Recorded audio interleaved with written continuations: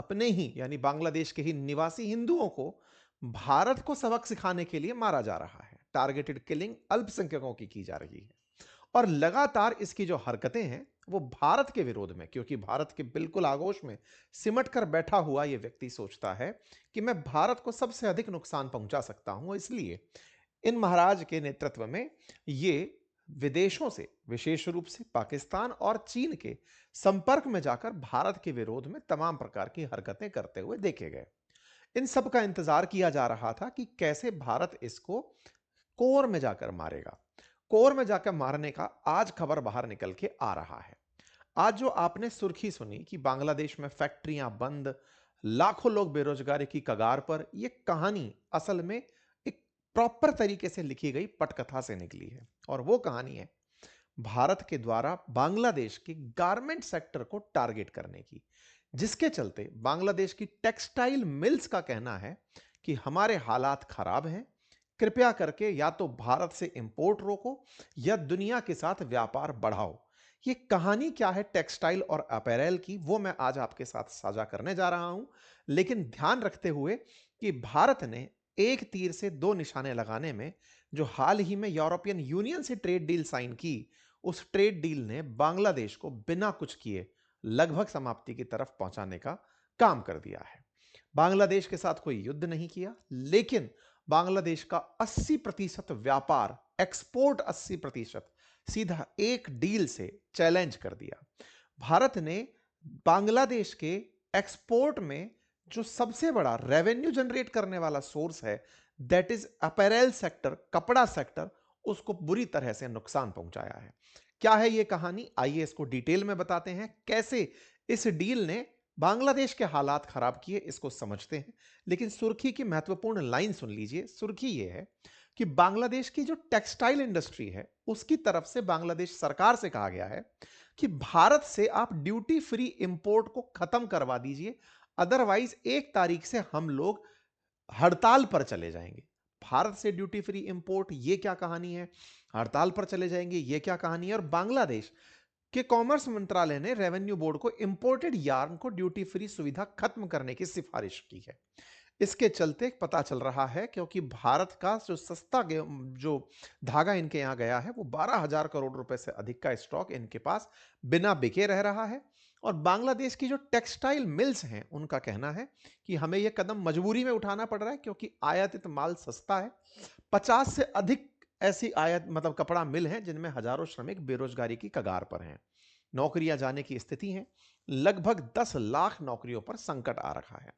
इस पूरी विषय वस्तु को समझने से पहले आपको कुछ बेसिक जानकारी साझा कर देता हूं, फिर हम आगे बढ़ेंगे।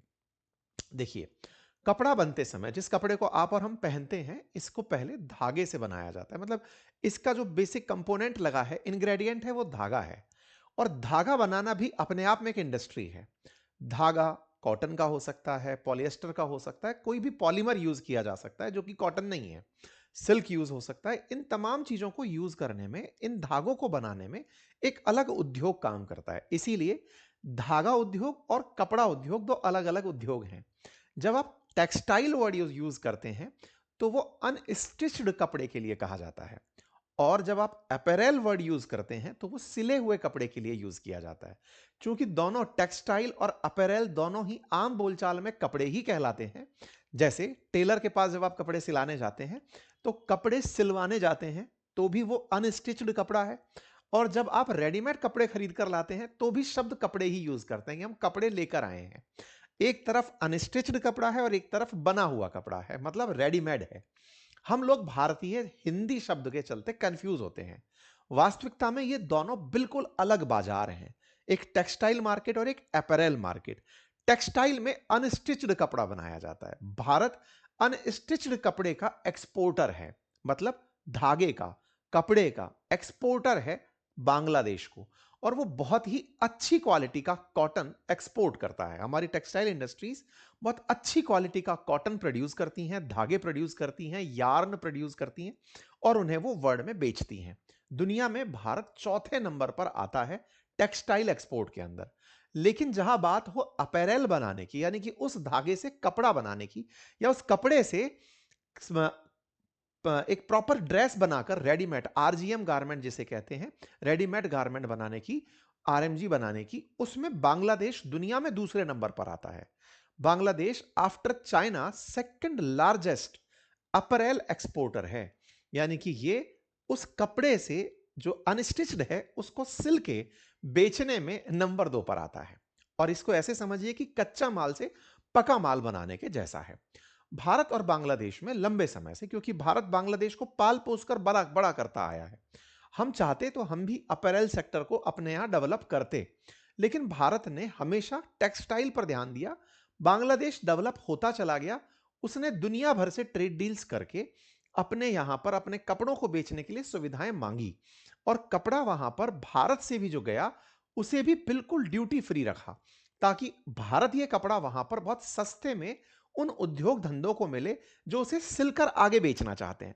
मतलब भारतीय धागा बांग्लादेश में बांग्लादेशियों को भारतीय कीमतों पर ही मिलता है, फिर उसे सिलकर के वो आगे बेच देते हैं। लेकिन हां, इसके लिए इन्होंने कुछ स्टॉक्स बनाए होते हैं। जैसे भारत के अंदर स्पेशल इकोनॉमिक जोन होता है, जिसमें अगर आप कोई भी एक्टिविटी करते हैं तो उस पर टैक्स में राहत